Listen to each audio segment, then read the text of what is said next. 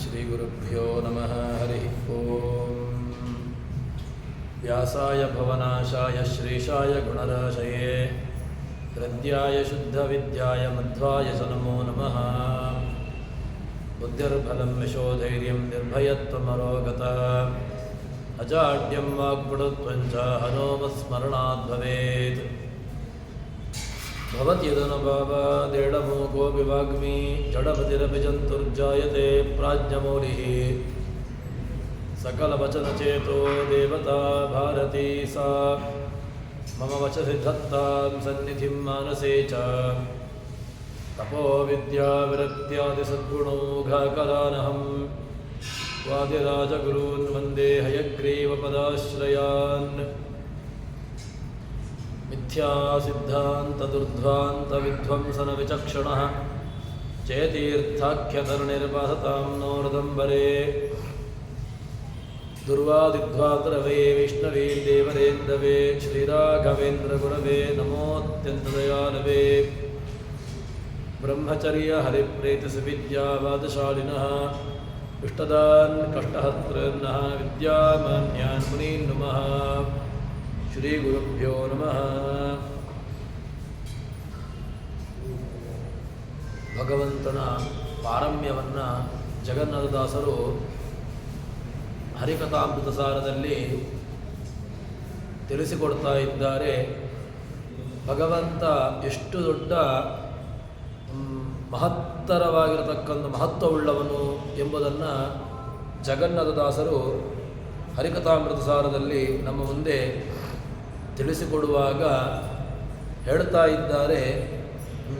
ಭಗವಂತ ಯಾಕೆ ದೊಡ್ಡವನು, ಯಾಕವನು ಅಷ್ಟು ಮಹತ್ವವುಳ್ಳವನು ಅಂತ ಕೇಳಿದರೆ, ಸ್ವಭು ಸುಖಾತ್ಮ ಸುವರ್ಣವರ್ಣ ಸುಪರ್ಣ ವರವಹನ ಅಭಯದ ಅನಂತ ಅರ್ಕಶಶಿ ಸನ್ನಿಭ ಅಂತ ಹೇಳಿಕೊಂಡು ಭಗವಂತನಿಗೆ ಒಂದಷ್ಟು ವಿಶೇಷಣಗಳನ್ನು ಕೊಡ್ತಾರೆ ಜಗನ್ನಾಥದಾಸರು. ಯಾಕವನು ಅಷ್ಟು ಮಹತ್ವವುಳ್ಳವನು ಅಂತ ಕೇಳಿದ್ರೆ, ಭಗವಂತ ಸ್ವಭೂ ಅಂತ ಹೇಳ್ತಾರೆ. ಅಂದರೆ ಸ್ವಯಂಭೂ ಶಂಭುರಾದಿತ್ಯ. ಭಗವಂತ ಯಾರನ್ನೋ ಒಬ್ಬರನ್ನು ಅಪೇಕ್ಷಿಸಿಕೊಂಡು ಭಗವಂತ ಇಲ್ಲ.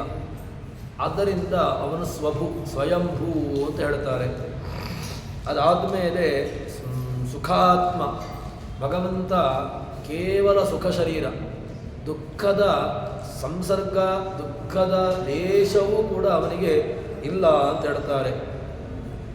ಅಂಥವನು ಏನು ಮಾಡ್ತಾನೆ ಅಂತ ಕೇಳಿದ್ರೆ, ಯಾರು ಅವನನ್ನು ಸ್ತೋತ್ರ ಮಾಡ್ತಾರೋ, ಯಾರು ಅವನನ್ನು ಶರಣು ಹೊಂದುತ್ತಾರೋ ಅಂಥವರನ್ನು ಭಗವಂತ ಸರ್ವಾರ್ಥಗಳ ತಡೆಯದಲೇ ನೀಡ್ತಾನೆ. ಅವರ ಎಲ್ಲ ಅಭೀಷ್ಟಗಳನ್ನು ನೀಡ್ತಾನೆ ಎಂಬುದನ್ನು ಹೇಳಿದ ಮೇಲೆ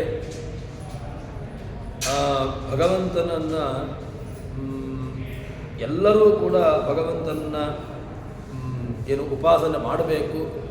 ಆ ಉಪಾಸನೆಗೆ ಬೇರೆ ಬೇರೆ ರೀತಿಯಾಗಿರತಕ್ಕಂತಹ ಒಂದಷ್ಟು ವಿಚಾರವನ್ನು ಹೇಳ್ತಾರೆ. ಪ್ರಾತಃಸಮನ, ಮಾಧ್ಯಂದಿನ ಸಮನ, ಸಾಯಂ ಸಮನ ಅಂತ. ಅದರಲ್ಲಿ ಪ್ರಾತಃಸಮನಕ್ಕೆ 24 ಅಕ್ಷರದ ಗಾಯತ್ರಿ ಛಂದಸ್ಸು, ಮಾಧ್ಯಂದಿನ ಸಮನಕ್ಕೆ ಏಕಾದಶಾಕ್ಷರಗಳ ದ್ರಷ್ಟು ಛಂದಸ್ಸು, ಸಾಯಂ ಸಮನಕ್ಕೆ ದ್ವಾದಶಾಕ್ಷರಗಳ ಜಗತೀ ಛಂದಸ್ಸು ಎಂಬುದಾಗಿ ಇದರಲ್ಲಿ ವಸುಗಳು, ಏಕಾದಶ ರುದ್ರರು, ದ್ವಾದಶಾದಿತ್ಯರು, ಹೀಗೆ ಅವರೆಲ್ಲರೂ ಕೂಡ ಅದಕ್ಕೆ ಅಭಿಮಾನಿ ದೇವತೆಗಳು ಎಂಬ ವಿಚಾರವನ್ನು ಹೇಳಿ, ಅದಾದ ಮೇಲೆ ಪ್ರಸಿದ್ಧವಾಗಿ ನಾವು ಈ ಶ್ರಾದ್ದದಲ್ಲಿ ವಸುರುದ್ರಾದಿತ್ಯ ರೂಪಗಳನ್ನು ಉಪಾಸನೆ ಮಾಡ್ತೇವೆ. ಭಗವಂತನ ಆ ಪಿತೃದೇವತೆಗಳ ವಸುರೂಪ, ರುದ್ರರೂಪ, ಆದಿತ್ಯ ರೂಪ ಅಂತ ಈ ವಸುರುದ್ರಾದಿತ್ಯಗಳನ್ನು ಉಪಾಸನೆ ಮಾಡ್ತೇವೆ, ಹೇಳ್ತೇವೆ. ಅದರಲ್ಲಿ ವಸುರುದ್ರಾದಿತ್ಯರಲ್ಲಿ ಇರುವಂತಹ ಪ್ರದ್ಯುಮ್ನ, ಸಂಕರ್ಷಣ, ವಾಸುದೇವ ಈ 3 ರೂಪಗಳ ವಿಚಾರವನ್ನು ಜಗನ್ನಾಥದಾಸರು ನಮ್ಮ ಮುಂದೆ ತೆರೆದಿಡ್ತಾ ಇದ್ದಾರೆ. ಚತುರವಿಂಶತ್ಯಬ್ಧ ವಸುದೇವತೆಗಳು ಪ್ರದ್ಯುಮ್ನ ನಿಪ್ಪನು, ಚತುರಚತ್ವಾರಿಂಶತಿಗಳಲ್ಲಿ ಸಂಕರ್ಷಣಾಖ್ಯ ಎಂಬುದಾಗಿ ಹೇಳ್ತಾರೆ. ಇಲ್ಲಿ ವಸು, ರುದ್ರ, ಆದಿತ್ಯ ಅಂತ ಎಂಬುದಾಗಿ 4 ಅಲ್ಲಿ ಪಿತೃದೇವತೆಗಳು, ಆ ಪಿತೃದೇವತೆಗಳಲ್ಲಿ ಭಗವಂತನ ಪ್ರದ್ಯುಮ್ನ ರೂಪ, ಸಂಕರ್ಷಣ ರೂಪ, ವಾಸುದೇವ ರೂಪ, ಈ 3 ರೂಪಗಳನ್ನು ನಾವು ಉಪಾಸನೆ ಮಾಡಬೇಕು ಅಂತ. ಅದೇ ನಿಯಮಕ್ಕೋಸ್ಕರವಾಗಿ ನಾವು ಶ್ರಾದ್ದಾದಿಗಳಲ್ಲಿ ವಸುರುದ್ರಾದಿಗಳನ್ನು ಹೇಳ್ತೇವೆ. ವಸುರುದ್ರಾದಿಗಳನ್ನು ಹೇಳಿದಾಗ ವಸುರುದ್ರಾದಿಗಳ ನಿಯಾಮಕವಾಗಿರತಕ್ಕಂತಹ ರೂಪ ಅದು ಭಗವಂತನ ಒಂದು ರೂಪವನ್ನು ಅಲ್ಲಿ ನಾವು ಹೇಳ್ತೇವೆ. ಇಲ್ಲಿ ಹೇಳ್ತಾರೆ, ಜೀವನದ ಒಟ್ಟು ಆಯುಷ್ಯದ ಮೊದಲ 24 ವರ್ಷಗಳ ಕಾಲ ವಸುದೇವತೆಗಳಲ್ಲಿ ಪ್ರದ್ಯುಮ್ನ ರೂಪನಾಗಿರತಕ್ಕಂತಹ ಭಗವಂತ ನಿಯಾಮಕನಾಗಿ ಅಲ್ಲಿರ್ತಾನೆ. ಅದಾದ ಮೇಲೆ ಅನಂತರದ 44 ವರ್ಷಗಳಲ್ಲಿ ಸಂಕರ್ಷಣ ರೂಪಿಯಾಗಿರತಕ್ಕಂತಹ ಭಗವಂತ ರುದ್ರನಲ್ಲಿದ್ದುಕೊಂಡು ನಿಯಮನವನ್ನು ಮಾಡ್ತಾನೆ. ಅನಂತರದ 48 ವರ್ಷಗಳ ಕಾಲದಲ್ಲಿ ಮಾಯಾಪತಿಯಾಗಿರತಕ್ಕಂತಹ ಸಂಕರ್ಷಣ ವಾಸುದೇವ ರೂಪಿಯಾಗಿರತಕ್ಕಂತಹ ಭಗವಂತ ಅಲ್ಲಿ ನಿಯಾಮಕನಾಗಿರ್ತಾನೆ ಅಂತ ಎಂಬುದಾಗಿ ಹೇಳ್ತಾರೆ. ಇದಕ್ಕೆ ಪ್ರಮಾಣ ಏನು ಅಂತ ಕೇಳಿದರೆ ಛಾಂದೋಗ್ಯೋಪನಿಷತ್ತು ಇದರ ಪ್ರಮಾಣವನ್ನು ಹೇಳಿದೆ. ಛಾಂದೋಗ್ಯೋಪನಿಷತ್ತು ಈ ವಸುರುದ್ರಾದಿತ್ಯ ರೂಪಗಳನ್ನು, ಅದೇ ರೀತಿಯಾಗಿ ಪಿತೃದೇವತೆಗಳ ವಿಚಾರವನ್ನು ಅಲ್ಲಿ ಹೇಳಿದ್ದಾರೆ. ಆದ್ದರಿಂದ ಏನು ಈ ಛಾಂದೋಗ್ಯೋಪನಿಷತ್ತು ಇದಂ ಸರ್ವಂ ವಾಸಯಂತಿ ತಂ ಚೇದಿದ್ದೇಸ್ಮಿ ಎಂತ ಎಂಬುದಾಗಿ ಈ ಛಾಂದೋಗ್ಯೋಪನಿಷತ್ತು ಅದು ಪಿತೃದೇವತೆಗಳ ವಿಚಾರವನ್ನು ಅಲ್ಲಿ ಹೇಳ್ತದೆ. ಆದ್ದರಿಂದ ಪಿತೃದೇವತೆಗಳನ್ನು ನಾವು ಚಿಂತನೆ ಮಾಡುವಾಗ ಅಥವಾ ಶ್ರಾದ್ದಾದಿಗಳನ್ನು ಮಾಡುವಾಗ ಶ್ರಾದ್ದದಲ್ಲಿ ಮುಖ್ಯತೆಯ ಪ್ರತಿಪಾದ್ಯಮಾನವಾದಂತಹ ರೂಪ ಅದು ಭಗವಂತನದ್ದೇ. ಯಾವುದು? ನೀವು ವಸುವನ್ನಿಟ್ಟುಕೊಳ್ಳಿ, ಪಿತಾಮಹ ಪ್ರಪಿತಾಮಹ ಅಂತ ಹೇಳ್ತೀರಿ, ಅಥವಾ ಮಾತೃಪಿತಾಮಹಿ ಪ್ರಪಿತಾಮಹಿ ಅಂತ ಹೇಳಿದಾಗ ಅದರಲ್ಲಿ ಮೊದಲಲ್ಲಿ ನಿಯಾಮಕವಾಗಿರತಕ್ಕಂತಹ ರೂಪ ವಸು. ಆ ವಸುಗಳಲ್ಲಿ ಭಗವಂತನ ಪ್ರದ್ಯುಮ್ನ ರೂಪ. ಅದಾದ ಮೇಲೆ ಎರಡನೆಯ ವ್ಯವಸ್ಥೆಯಲ್ಲಿ ರುದ್ರನಲ್ಲಿ ಒಳಗಿರತಕ್ಕಂತಹ ನಿಯಾಮಕವಾದಂತಹ ರೂಪ ಪ್ರದ್ಯುಮ್ನ ರೂಪ. ಅದಾದ ಮೇಲೆ ಸಂಕರ್ಷಣ. ಹೀಗೆ ಅದರಲ್ಲಿ ವಾಸುದೇವ. ಈ ವಸುರುದ್ರ ಆದಿತ್ಯೆಯಲ್ಲಿ ಈ 3 ರೂಪಗಳನ್ನು ಭಗವದ್ ಉಪಾಸನೆಯನ್ನು ಮಾಡಲೇಬೇಕು ಅಂತ. ಇಲ್ಲದಿದ್ದರೆ ಪಿತೃದೇವತೆಗಳ ಆರಾಧನೆಯನ್ನು ಮಾಡಿದಾಗ ಆಯಾಯ ಪಿತೃದೇವತೆಗಳಿಗೆ ತೃಪ್ತಿಯನ್ನು ಕೊಡುವವರು ಯಾರು ಅಂತ. ಇಲ್ಲದಿದ್ದರೆ ವ್ಯರ್ಥ ಅಂತ ಆಗಿಬಿಡ್ತದೆ. ಶ್ರಾದ್ದಾದಿಗಳ ವ್ಯವಸ್ಥೆಯೇ ಬಿತ್ತು ಹೋಗುವಂತಹ ಸಂದರ್ಭ. ಅದಕ್ಕೋಸ್ಕರವಾಗಿ ಈ ಒಂದು ಏನು ಪಿತೃದೇವತೆಗಳ ಕಾನ್ಸೆಪ್ಟ್, ಅದೇ ರೀತಿಯಾಗಿ ದೇವರನ್ನು ಅದರಲ್ಲಿ ನಿಯಾಮಕವಾಗಿರತಕ್ಕಂತಹ ಭಗವದ್ ರೂಪದ ಚಿಂತನೆಯನ್ನು ನಡೆಸಿದ್ದೀವಿ ಅಂತ ಹೇಳಿದರೆ ಆವಾಗ ಅದೆಲ್ಲವೂ ಕೂಡ ಏನು ಮಾಡ್ತಾನೆ, ಆ ಪಿತೃದೇವತೆಗಳಿಗೆ ಕೊಂಡು ಹೋಗಿ ನೀಡುವಂತಹ ಕಾರ್ಯವನ್ನು ಭಗವಂತ ಮಾಡ್ತಾನೆ. ಆಯಾಯ ದೇವತೆಗಳು ತೃಪ್ತರಾಗಿರುವಂತೆ ಭಗವಂತ ನೋಡಿಕೊಳ್ತಾನೆ ಅಂತ ಎಂಬುದಾಗಿ ಇಲ್ಲಿ ಹೇಳ್ತಾರೆ. ಆದ್ದರಿಂದ ಜಗನ್ನಾಥದಾಸರು ಏನು ಛಾಂದೋಗ್ಯೋಪನಿಷತ್ತು ಏನು ಹೇಳಿದೆ ಆ ವಿಚಾರವನ್ನು ನಮ್ಮ ಮುಂದೆ ಹೇಳ್ತಾ ಇದ್ದಾರೆ. 24 ಅಬ್ಧ ವಸುದೇವತೆಗಳು. ನಾವು ಬದುಕುವಂತಹ ನಮ್ಮ ಆಯುಷ್ಯ ಅದು ನಿರ್ಧಾರಿತ. ಆ ನಿರ್ಧಾರಿತವಾಗಿರತಕ್ಕಂತಹ ಆಯುಷ್ಯದಲ್ಲಿ ಮೊದಲ 24 ವರ್ಷ ವಸುದೇವತೆಗಳು, ಅನಂತರ 44 ವರ್ಷಗಳು ಸಂಕರ್ಷಣ, ಅದಾದ ಮೇಲೆ ನಿಯಾಮಕ 48 ವರ್ಷಗಳು ಅಂತ ಎಂಬುದಾಗಿ ಹೀಗೆ ಒಟ್ಟು ಎಲ್ಲ ದೇವತೆಗಳನ್ನು ನಾವು ಉಪಾಸನೆ ಮಾಡಬೇಕು. ಉಪಾಸನೆ ಮಾಡುವಂತಹದ್ದು ಯಾಕೆ ಮಾಡಬೇಕು ಅಂತ ಕೇಳಿದರೆ ಎಲ್ಲ ಭಗವಂತನ ಮಹಿಮೆ ಗೊತ್ತಾಗಬೇಕು. ಯಾವುದೇ ಒಂದು ವಿಚಾರವನ್ನು ಭಗವಂತ ಯಾಕೆ ದೊಡ್ಡವನು ಅಂತ ಗೊತ್ತಾಗಬೇಕು ಅಂತ ಆದರೆ ಭಗವಂತನ ಪಾರಮ್ಯವನ್ನು ತಿಳ್ಕೊಳ್ಬೇಕು. ಭಗವತ್ ಪಾರಮ್ಯ ಗೊತ್ತಾಗುವುದೆಲ್ಲಿಂದ ಅಂತ ಕೇಳಿದ್ರೆ ಸುಮ್ಮನೆ ಗೊತ್ತಾಗಲಿಕ್ಕೆ ಸಾಧ್ಯ ಇಲ್ಲ. ಭಗವಂತನ ಮಹಿಮೆ ಇದೇ ರೀತಿಯಾಗಿ ಪುರಾಣಗಳು, ಮಹಾಭಾರತ, ಭಾಗವತ ಇತ್ಯಾದಿಗಳೇ ನಮಗೆ ಆ ಭಗವಂತನ ಪಾರಮ್ಯವನ್ನು ಹೇಳಿಕೊಡುವಂತಹದ್ದು. ಅದಕ್ಕೋಸ್ಕರವಾಗಿ ಭಗವಂತನ ಮಹಿಮೆಯನ್ನು ತಿಳ್ಕೊಳ್ಳಿಕ್ಕಿರತಕ್ಕಂತಹ ಒಂದಷ್ಟು ಈ ರೂಪಗಳನ್ನು ನಾವು ಚಿಂತನೆ ನಡೆಸಬೇಕು ಎಂಬುದಾಗಿ ಹೇಳಿ, ಅದಾದ ಮೇಲೆ ಮುಂದೆ ಜಗನ್ನಾಥದಾಸರು ಹೇಳ್ತಾರೆ, ಷೋಡಶೋತ್ತರ ಶತವರುಷದಲ್ಲಿ ಷೋಡಶೋತ್ತರ ಶತ ಸ್ವರೂಪದಿ ಅಂತ. ಎಷ್ಟು ಅಂತ ಕೇಳಿದ್ರೆ ಭಗವಂತ ದೇಹದಲ್ಲಿ ನಿಯಾಮಕನಾಗಿದ್ದಾನೆ ಅಂತ ಎಂಬುದಾಗಿ ನಾವು ನೋಡಿದ್ದೆವು. ಎಲ್ಲಿ 36,000 ಎಡ 36,000 ಬಲನಾಡಿಗಳು ಅಂತ ಹೇಳಿಕೊಂಡು ಎಷ್ಟು 72,000 ನಾಡಿಗಳು. ಈ 72,000 ನಾಡಿಗಳಲ್ಲಿ ಭಗವಂತ ನಿಯಾಮಕನಾಗಿದ್ದಾನೆ ಅಂತ. ಯಾಕೆಂದರೆ ಅದು ಸೂಕ್ಷ್ಮವಾಗಿರತಕ್ಕಂತಹದ್ದು. ಆ ಸೂಕ್ಷ್ಮವಾಗಿರತಕ್ಕಂತಹದ್ರಲ್ಲಿಯೂ ಕೂಡ ಭಗವಂತ ಏನು ಮಾಡ್ತಾ ಇದ್ದಾನೆ, ಇಡೀ ನಾಡಿಗಳಲ್ಲಿ ತಾನು ಸಂಚಾರವನ್ನು ಮಾಡಿಕೊಂಡು ನಿಯಾಮಕತ್ವೇನ ಅಲ್ಲಿದ್ದಾನೆ ಎಂಬುದನ್ನು ತೋರಿಸಿಕೊಡ್ತಾ ಇದ್ದಾರೆ. ಇಲ್ಲಿ ಈಗ ಜಗನ್ನಾಥದಾಸರು ಹೇಳುತ್ತಾರೆ, ಲಕ್ಷ್ಮೀಪತಿಯಾಗಿರತಕ್ಕಂತಹ ಭಗವಂತ 116 ನಮ್ಮ ವರ್ಷ ಎಂಬುದು ಪೂರ್ವನಿಷ್ಠ 120 ವರ್ಷ ಅಂತ. ಅದರಲ್ಲಿ 116 ವರ್ಷಗಳಲ್ಲಿ ಭಗವಂತ 116 ರೂಪಗಳಿಂದ ವಸುರುದ್ರಾಯಿತ್ಯದಲ್ಲಿ ಇದ್ದುಕೊಂಡು ತಾನಿರ್ತಾನೆ ಅಂತ. ಸರಿ, ಅವನನ್ನು ಉಪಾಸನೆ ಮಾಡಿದ್ದಕ್ಕೆ ಫಲ ಅಂತ ಕೇಳಿದರೆ ಎಷ್ಟು 16 ಶತವರುಷದಲ್ಲಿ 16 ಶತಸ್ವರೂಪದಿ ಭಗವಂತ ನಮ್ಮ ವರ್ಷ 120 ಅಂತ ಇಟ್ಟುಕೊಂಡ್ರೆ ಆ 120 ವರ್ಷಗಳಲ್ಲಿ ಭಗವಂತ 120 ರೂಪಗಳಲ್ಲಿ 116 ರೂಪಗಳಲ್ಲಿ ಭಗವಂತ ಇದ್ದುಕೊಂಡು ವಿಹಾರವನ್ನು ಮಾಡ್ತಾನೆ ಅಂತ. ಅದಾದ ಮೇಲೆ ಎಷ್ಟಲಿ ವಸುರುದ್ರಾದಿತ್ಯರಲ್ಲಿ ಸತಿಸಹಿತನಾಗಿ ಭಗವಂತ ಪತ್ನಿ ಸಹಿತನಾಗಿ ಅಲ್ಲಿ ವಿಹಾರವನ್ನು ಮಾಡ್ತಾನೆ. ವ್ರೀಢವಲ್ಲದೆ ಭಜಿವ ಭಕ್ತರ, ಯಾರು ಭಗವಂತನನ್ನು ನಾವು ಸ್ತೋತ್ರ ಮಾಡಬೇಕು. ಹೇಗೆ ಸ್ತೋತ್ರ ಮಾಡಬೇಕು ಅಂತ ಕೇಳಿದರೆ, ಲಜ್ಜೆ ನಮಗೆ ದೇವರ ಮುಂದೆ ಏನೋ ಒಂದು ರೀತಿಯಾಗಿರತಕ್ಕಂತಹ ಸಂಕೋಚವೋ ಅಥವಾ ಮುಜುಗರವೋ ಈ ರೀತಿಯಾಗಿ ನಾವು ಇರ್ತೇವೆ.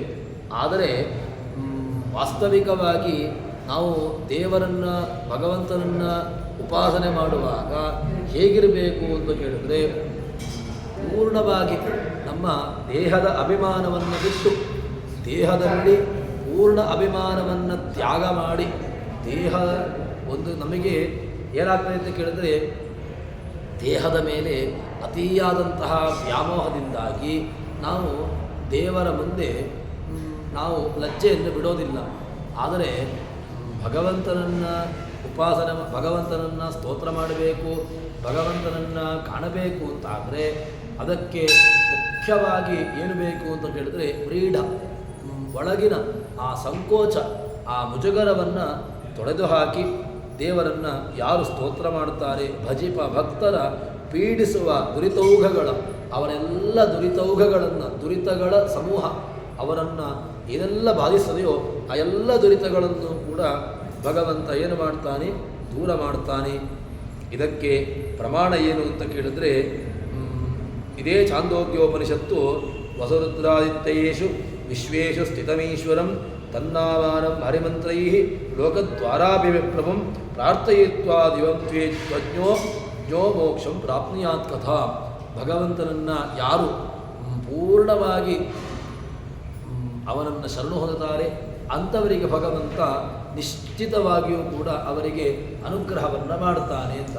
ಅದಕ್ಕೋಸ್ಕರ ಒಳಗಿನ ಏನು ಸಂಕೋಚವನ್ನು ಮುಖ್ಯವಾಗಿ ನಾವು ಬಿಡಬೇಕು.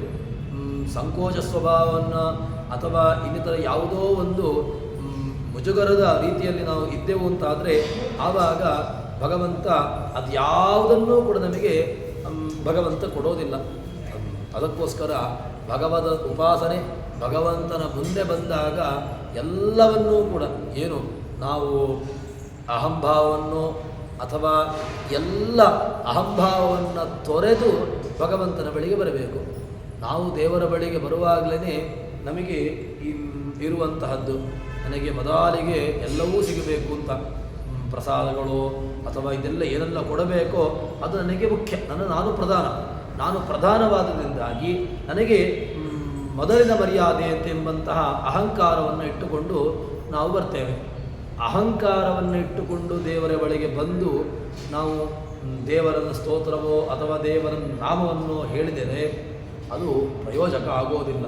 ಅದರಿಂದ ಮತ್ತೆ ಪುನಃ ಬಂಧಕವೇ ಆಗದೆ ಹೊರತು ಅವನು ಬಿಟ್ಟು ಹೋಗಲಿಕ್ಕೆ ಸಾಧ್ಯ ಇಲ್ಲ ಎಂಬುದಾಗಿ ನಮಗೆ ಎಚ್ಚರಿಕೆಯನ್ನು ಕೊಡ್ತಾರೆ.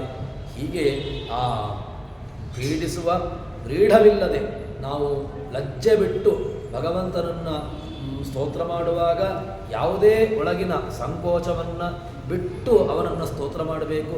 ಮಾಡಿದಾಗ ಭಗವಂತ ಏನು ಮಾಡ್ತಾನೆ, ಪೀಡಿಸುವ ದುರಿತೌಘಗಳ ಅವರ ಎಲ್ಲ ಭೋಗಗಳನ್ನು, ಆ ದುರಿತ ಏನು ಅವರನ್ನು ಬಾಧಿಸುವಂತಹ ಕಷ್ಟಗಳು ಇದೆ ಅದನ್ನು ಭಗವಂತ ದೂರ ಮಾಡ್ತಾನೆ. ಮತ್ತೆ ಏನು ಮಾಡ್ತಾನೆ ಅಂತ ಕೇಳಿದ್ರೆ ಬಿಡದೆ ನೆಲೆಸಿಪ್ಪ ಭಗವಂತ ಅವರ ಜೊತೆಗಿರ್ತಾನೆ. ನಾವು ನಮ್ಮ ಜೊತೆಗೆ ಇರಬೇಕು ಅಂತಾದರೆ ಅವನನ್ನು ನಮ್ಮ ಬಳಿಯಲ್ಲಿಟ್ಟುಕೊಳ್ಳಬೇಕು.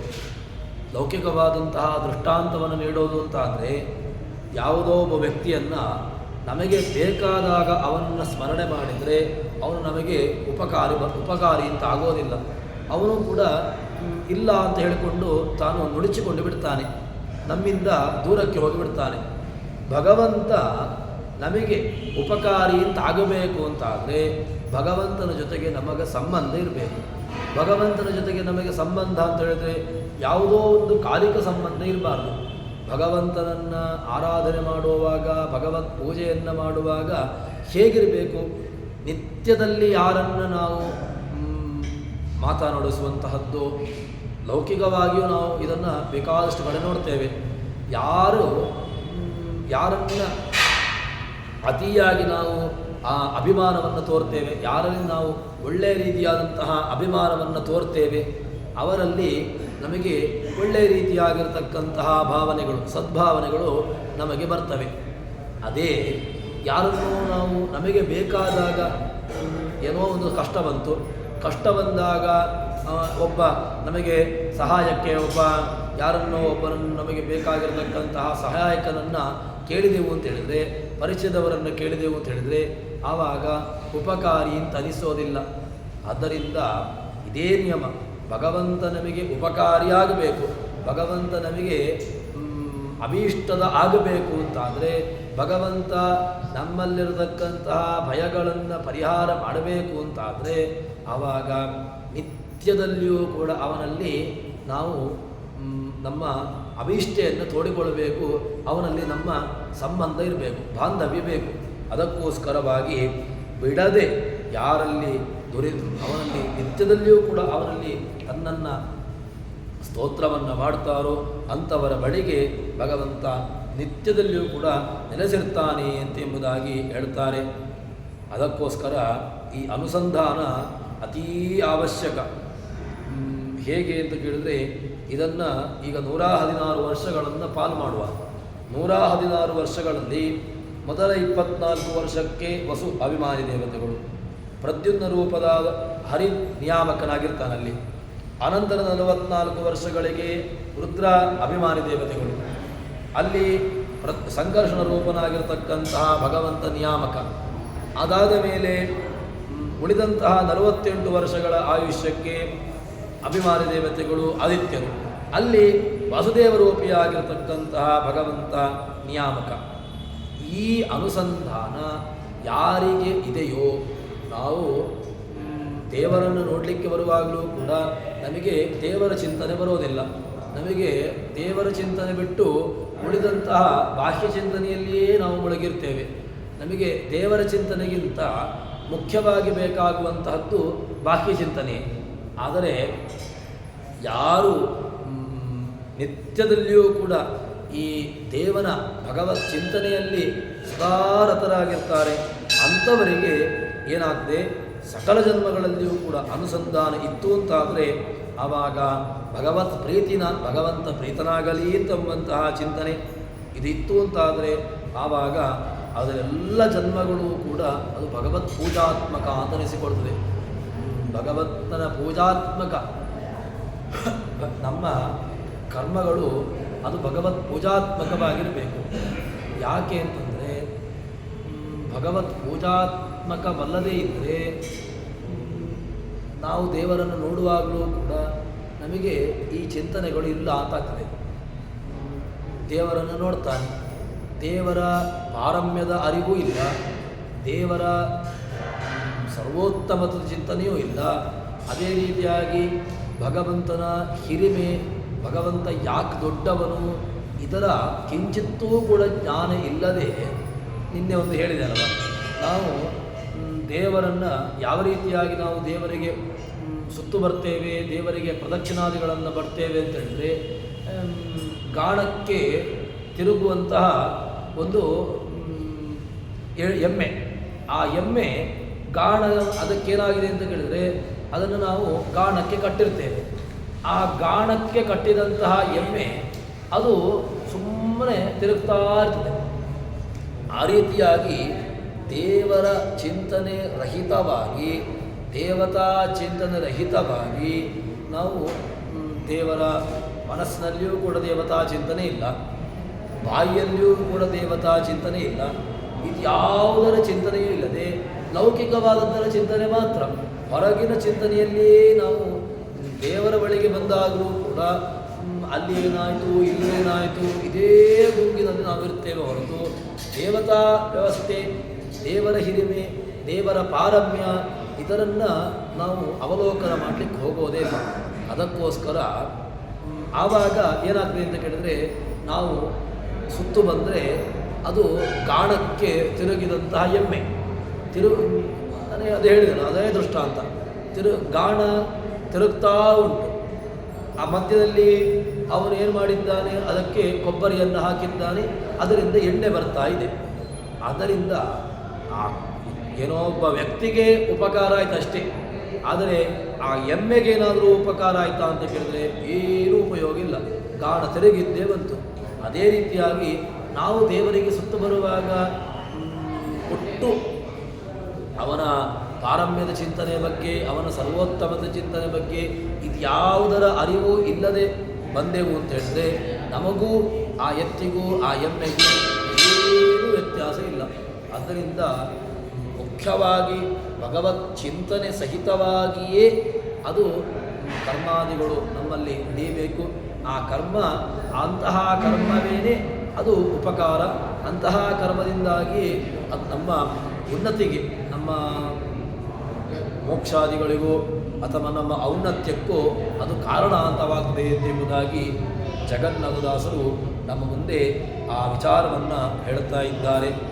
ಅದಾದ ಮೇಲೆ ಮುಂದೆ ಓಂಕಾರಾದಿ ರೂಪಗಳಿಂದ ಭಗವಂತ ಯಾವ ರೀತಿಯಾಗಿ ಪಿತೃದೇವತೆಗಳನ್ನು ಪಾಲನೆ ಮಾಡುತ್ತಾ ಇದ್ದಾನೆ ಎಂಬಂತಹ ವಿಚಾರವನ್ನು ಜಗನ್ನಾಥದಾಸರು ಹೇಳ್ತಾ ಇದ್ದಾರೆ.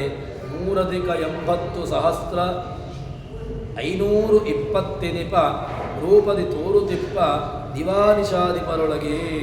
ಭಗವಂತ ಎಷ್ಟು ರೂಪದಿಂದ ಇದ್ದಾನೆ ಅಂತ ಕೇಳಿದ್ರೆ 83,520 ರೂಪಗಳಿಂದ ಭಗವಂತನಿರ್ತಾನಂತೆ. ಅಂದರೆ ಇದನ್ನು ವಿಭಾಗ ಮಾಡೋದು ಹೇಗೆ ಅಂತ ಕೇಳಿದರೆ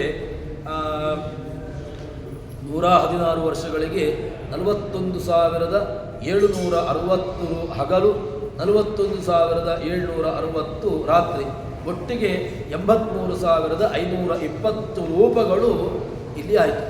ಅಂದರೆ ಇಷ್ಟು ರೂಪದ ಚಿಂತನೆ. ಭಗವಂತ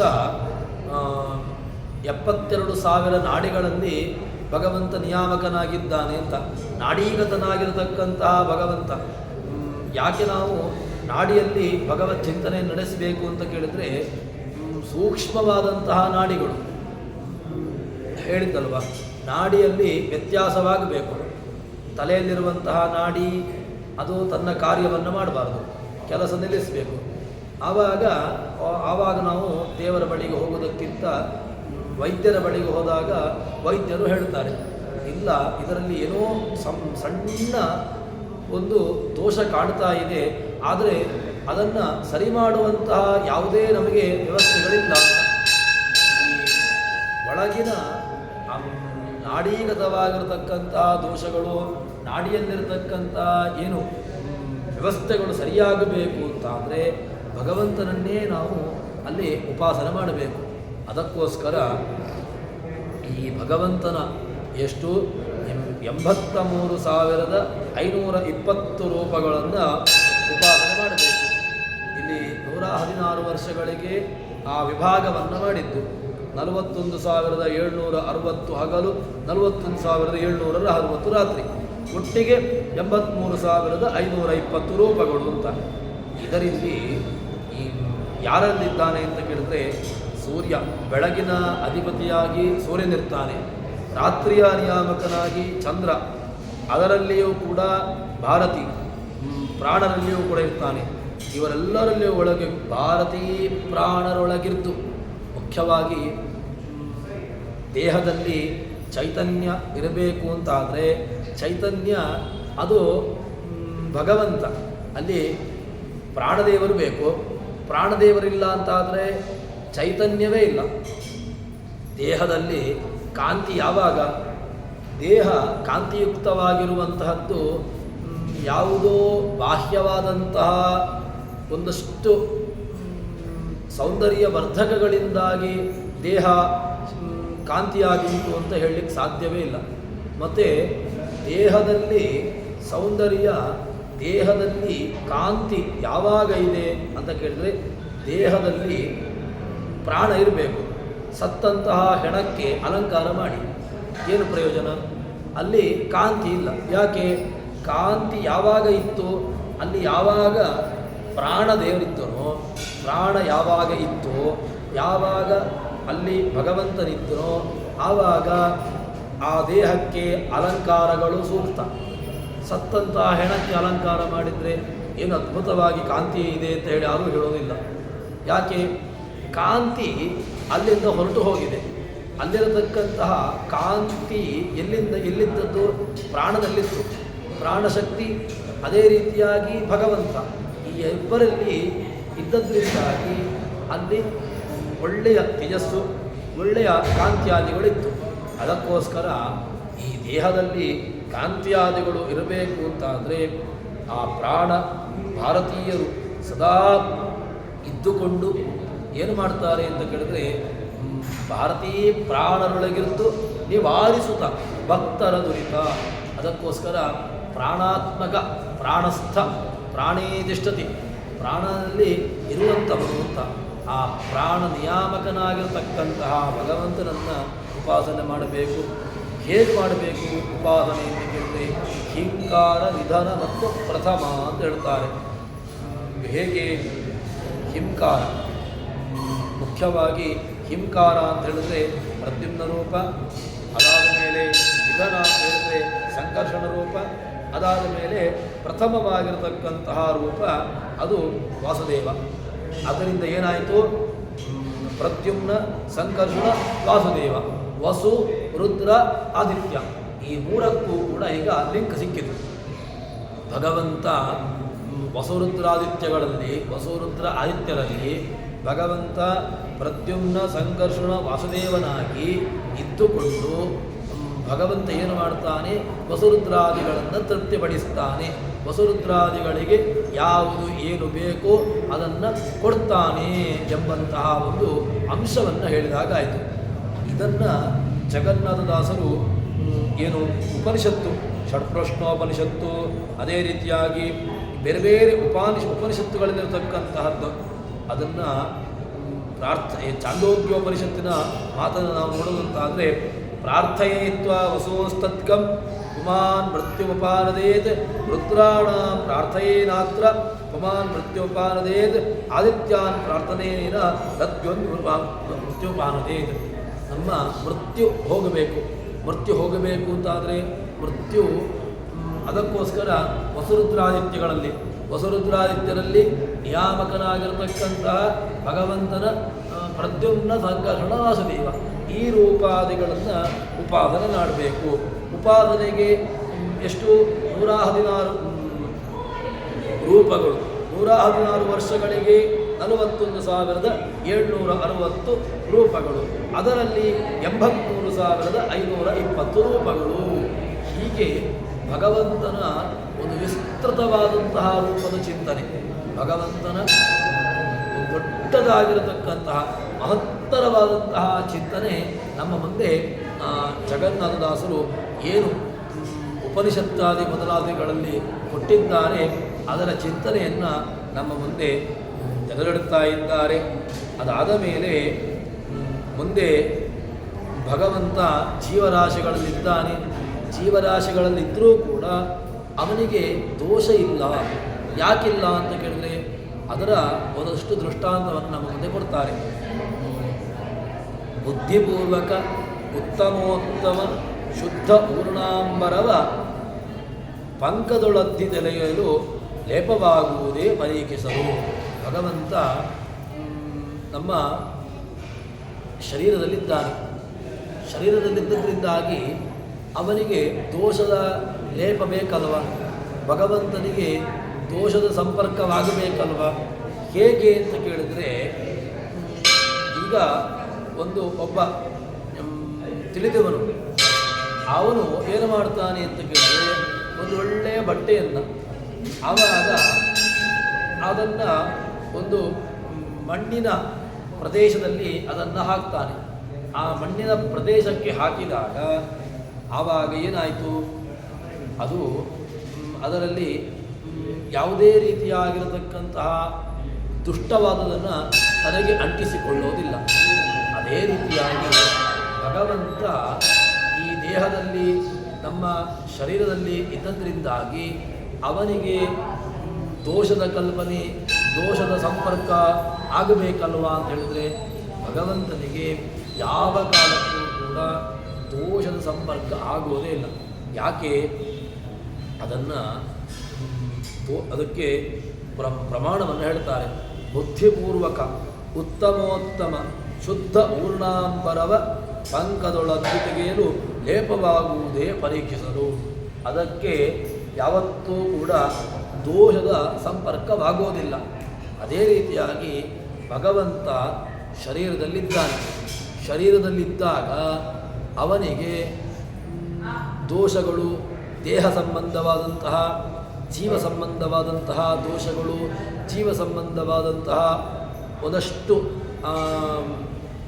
ಏನೋ ಈ ವ್ಯವಸ್ಥೆಗಳು ಅವನಿಗೆ ಅಂಟಿಕೊಳ್ಳಬೇಕಲ್ವ ಅಂತ ಹೇಳಿದರೆ, ಭಗವಂತನಿಗೆ ಯಾವ ಕಾಲಕ್ಕೂ ಕೂಡ ದೋಷಾದಿಗಳ ಸಂಪರ್ಕ ಇಲ್ಲವೇ ಇಲ್ಲ.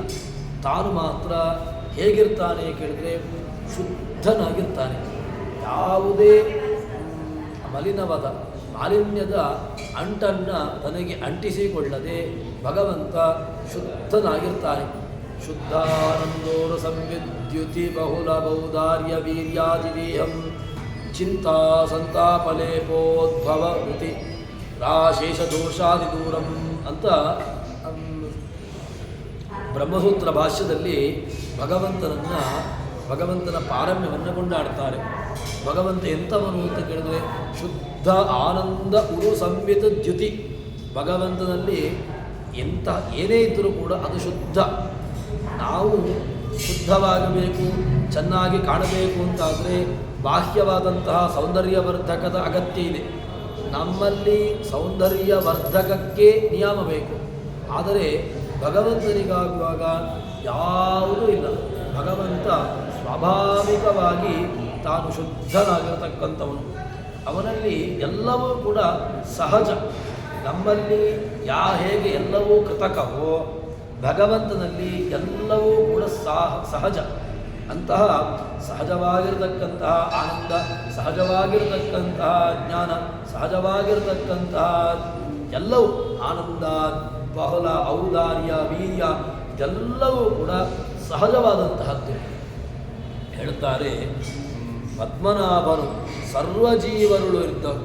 ಏನು ಗುಣತ್ರಯಗಳಿಂದ ಬದ್ಧನಾಗುವನೇನೋ, ಗುಣತ್ರಯಗಳಿಂದ ಕಟ್ಟಿ ಹಾಕಲಿಕ್ಕೆ ಭಗವಂತನನ್ನು ಸಾಧ್ಯವೇ ಇಲ್ಲ. ಭಗವಂತ ಗುಣತ್ರಯಗಳಿಗೆ ನಿಲುಕುವವನಲ್ಲ. ಗುಣತ್ರಯಗಳಿಂದಲೂ ಕೂಡ ನಿರ್ಧೂತ ಹೇಯಂ. ಭಗವಂತ ಹೇಯವಾದದರ ಸಂಬಂಧ ಯಾವ ಕಾಲಕ್ಕೂ ಇಲ್ಲ. ಬಹಳ ಅತ್ಯದ್ಭುತನಾಗಿರುವವನು. ನಿರ್ಧೂತ, ಹೇಯವಾದದ್ದು ಯಾವುದೂ ಇಲ್ಲ ಅವನಿಗೆ. ಎಲ್ಲವೂ ಕೂಡ ಅದು ಯೋಗ್ಯ ಅಂತಹವನು. ಗುಣತ್ರಯಗಳಿಂದ ಸತ್ವ, ರಜಸ್ಸು, ತಮಸ್ಸು ಇತ್ಯಾದಿಗಳಿಂದ ಬದ್ಧನಾಗ್ತಾನ ಅಂತ ಕೇಳಿದ್ರೆ ಅವನನ್ನು ಗುಣತ್ರಯಗಳಲ್ಲಿ ಕಟ್ಟಿ ಹಾಕಲಿಕ್ಕೆ ಸಾಧ್ಯ ಇಲ್ಲ. ಗುಣತ್ರಯಗಳಿಂದ ಬದ್ಧನಾಗುವವನೇನೋ ನಿತ್ಯ ಭಗವಂತ ಇಂಥ ಹೇಗಿರ್ತಾನೆ? ನಿತ್ಯ. ನಾವು 10 ವರ್ಷ, 20 ವರ್ಷ, 30 ವರ್ಷ, 40, 80 ವರ್ಷ ಬದುಕುವುದು. ಹಬ್ಬ ಅಂದರೂ ಕೂಡ 100 ವರ್ಷ ಅಲ್ಲಿಯ ತನಕ ಬದುಕುವುದು ಅದು ಸಂಭವ ಇಲ್ಲ. ಆದರೂ ಕೂಡ ಭಗವಂತ ಮಾತ್ರ ನಿತ್ಯ ಅಂತ ಹೇಳ್ತಾರೆ. ಅವನ ನಿತ್ಯತ್ವಕ್ಕೆ ಯಾವತ್ತಿಗೂ ಯಾರಿಂದಲೂ ಒಂದು ಕುಂದು ಬರೋದಿಲ್ಲ. ಭಗವಂತ ನಿತ್ಯ ಅಂತ ಅದಕ್ಕೋಸ್ಕರವಾಗಿ ಅವನನ್ನು ಉಪನಿಷತ್ತುಗಳು ಕೂಡ ಕೊಂಡಾಡುವಂತಹದ್ದು ಇದೇ. ನಿತ್ಯ ಅಂತ ಅವನನ್ನು ಹೇಳುವಂತಹದ್ದು. ಆ ನಿತ್ಯನಾಗಿರುವವನನ್ನು ಗುಣತ್ರಯಗಳು ಅವನನ್ನು ಕಟ್ಟಿ ಹಾಕ್ತಾವ ಅಂತ ಕೇಳಿದ್ರೆ ಇಲ್ಲವೇ ಇಲ್ಲ. ಗುಣತ್ರಯಗಳಿಗೆ ಕಟ್ಟಿ ಹಾಕುವಂತಹ ಸಾಮರ್ಥ್ಯ ಇಲ್ಲವೇ ಇಲ್ಲ. ಗುಣತ್ರಯಗಳು ಅದು ಭಗವಂತನನ್ನು ಕಟ್ಟಿ ಹಾಕಲಿಕ್ಕೆ ಅವುಗಳಿಗೆ ಸಾಮರ್ಥ್ಯ ಇಲ್ಲ. ಅಂತಹ ಭಗವಂತ ನಿತ್ಯನಾಗಿರತಕ್ಕಂತಹ ಭಗವಂತನಿಗೆ ಸುಖಾತ್ಮ ಚಿತ್ಮಯ. ಮತ್ತು ಭಗವಂತ ಎಂಥವನು? ಚಿತ್, ಕೇವಲ ಜ್ಞಾನ. ನಾವು ಹೇಗೆ ನಮ್ಮಲ್ಲಿ ಜ್ಞಾನ ಒಂದಿಲ್ಲ ಮತ್ತು ಗುಣಗಳು ಇಲ್ಲ. ನಮ್ಮಲ್ಲಿ ಗುಣಗಳನ್ನು ಹುಡುಕಬೇಕು, ಭಗವಂತನಲ್ಲಿ ದೋಷಗಳನ್ನು ಹುಡುಕಬೇಕು.